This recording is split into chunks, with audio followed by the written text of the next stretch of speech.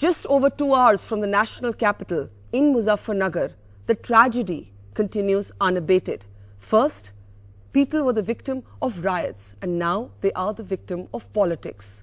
The government of Akhilesh Yadav and NGOs have fiercely disagreed on the number of people who are still living displaced in really dismal conditions in relief camps. But now the question is, after Mulayam Singh Yadav calls those riot victims agents of the BJP and the Congress, is Akhilesh Yadav and his government guilty of shocking insensitivity? Anchal Vora sends us this report from Muzaffarnagar.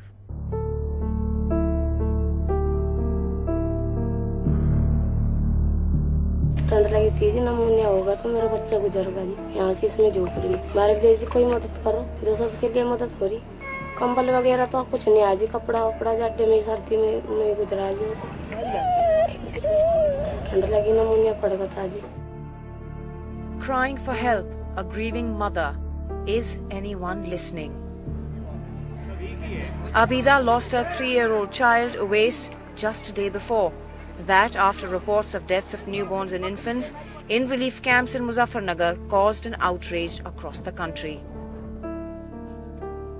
In the Manna Majra camp in Shamli district, there is a severe shortage of blankets, quilts and warm clothes.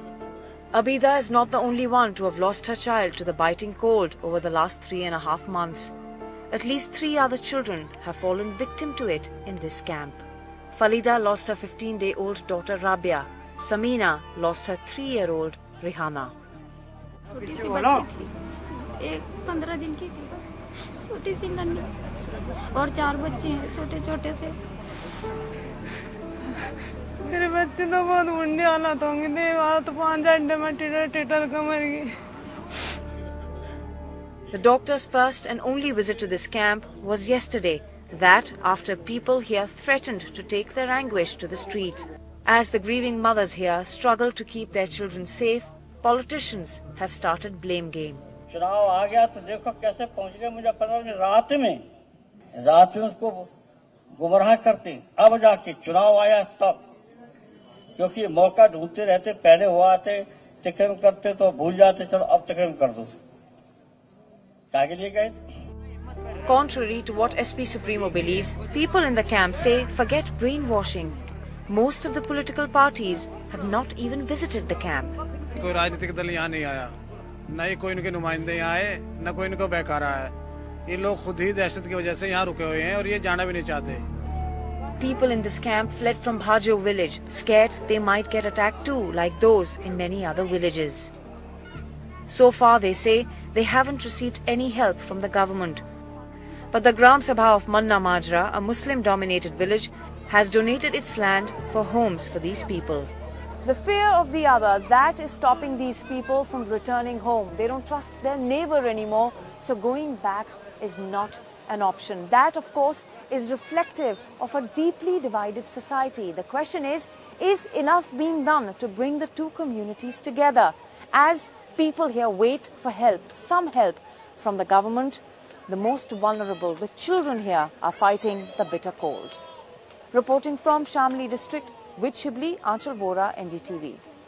So first, they were the victim of riots, and now they are the victims of politics, of a certain heartlessness that should shock and stir even the coldest heart.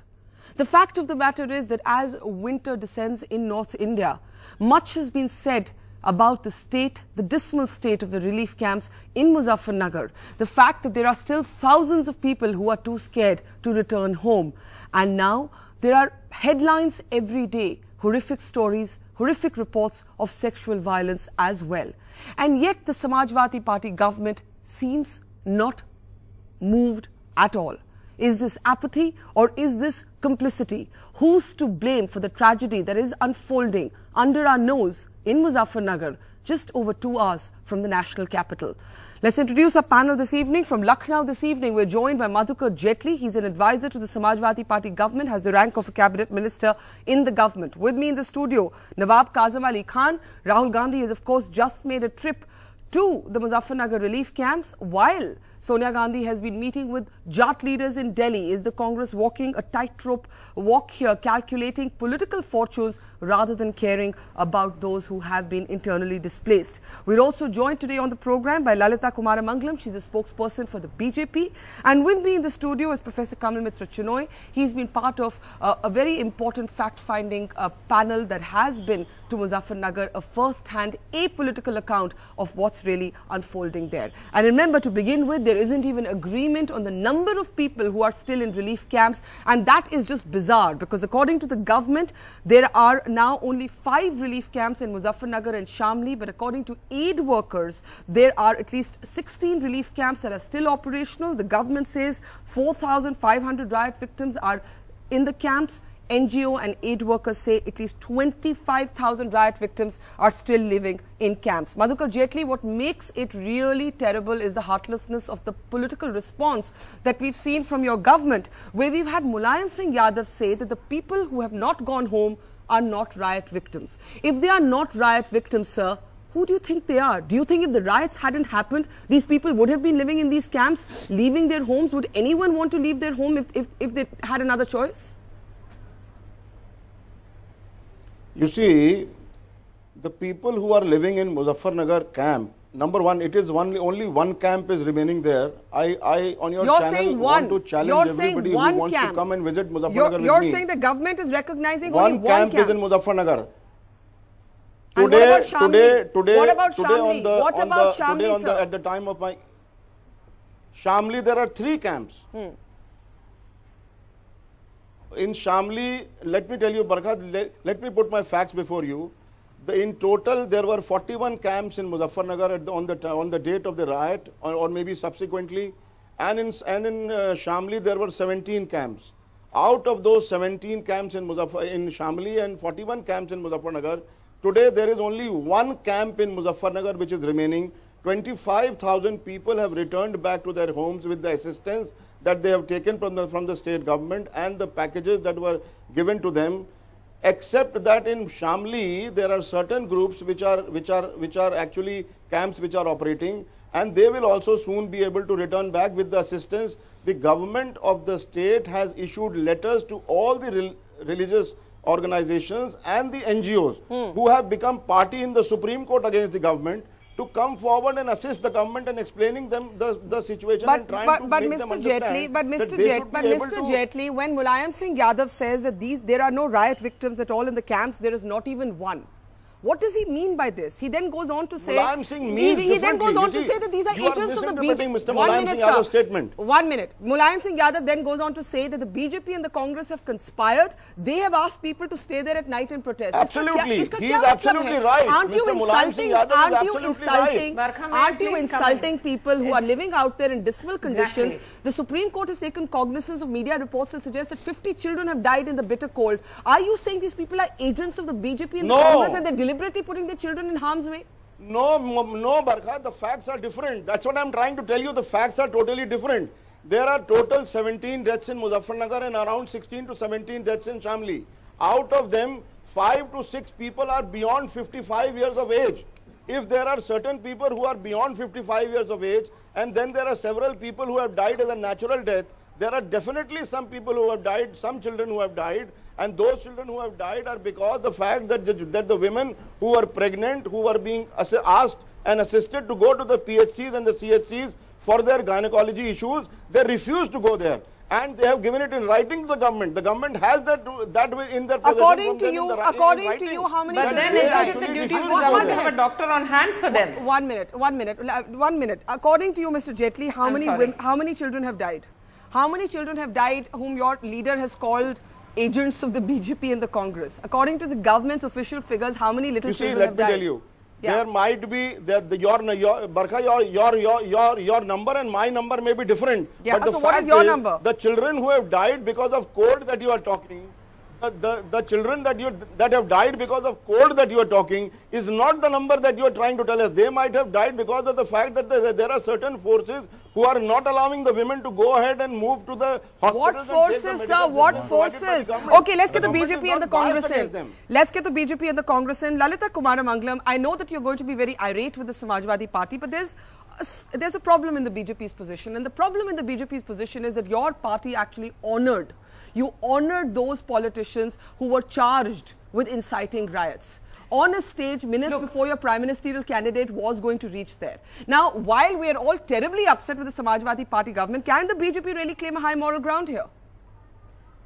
See, we have said right from the beginning that all these chaps were charged. It was basically a political move on the side of the SP.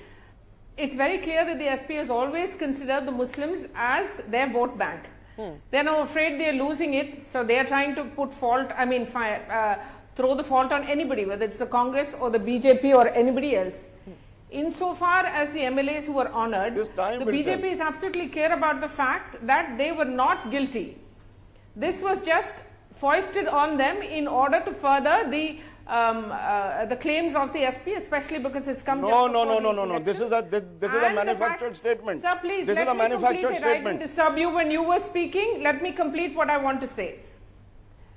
The fact is that the riots were also, they were not able to control the riots for a good 2 weeks. Please remember that from August 27th till about September 12th, even the army wasn't called in, and as you yourself said, Barkha, the number of people who've died, nobody really knows the exact number. Nobody knows the exact number of children who have died in the camps, the women who've been raped, who've been sexually abused, and the fact that the condition of the camps is so deplorable that, he claims everybody over 55 may have died a natural death. That's ridiculous in today's day and age. Secondly, the claim that Mulayam Singh Yadav has made that these are all BJP and Congress sympathizers, it's really almost criminal. Which human being in their right state of mind would allow their children to die of cold and lack of medical treatment voluntarily? And do you really think that either the Congress or the BJP is so crazy or so, inhuman that we would ask people who are basically our supporters to lay their lives on line like this? What is he saying? Okay, we'll take that back to Madhukar Jetli. Nawab Kazim Ali Khan. Okay, Nawab Kazim Ali Khan. Here's the point. For all of us watching this, and I'm sure Kamal Mitra Chinoy will weigh in on this, what it looks like is there are innocent people who are at, in a sense, the mercy of all you politicians. There is the BJP, it has its own vote calculation. There is the Samajwadi Party, whose even political responses are befuddling because, as I think Lalita said, they once claimed to represent the interests of among other communities, the Muslims of Uttar Pradesh. They seem to have all but abandoned them.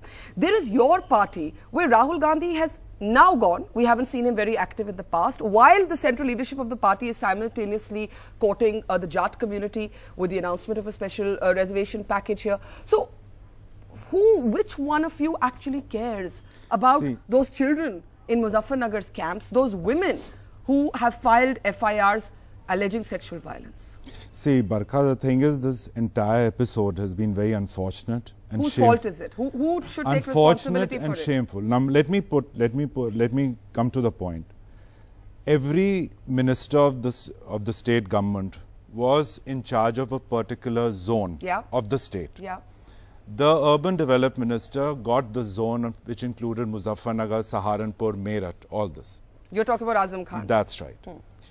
A minister's direct involvement in a riot which didn't even exist. No, one minute. A minister's direct involvement in a riot. What is your proof to say that? See, that was the sting operation which was conducted, and the police officers, they are basically employees of the government, of the administration. And knowing that there was, they will speak frankly, knowing there's not a camera in front of them. So, the truth always comes out. And why would the Samajwadi Party want this? Because of the elections coming up now. Samajwadi always wants polarization. So what's the responsibility of the central government? See, the state government, 80% of the jurisdiction on the state is responsibility of the state government. The center only comes later. Any program that has to be implemented has to go through the state government.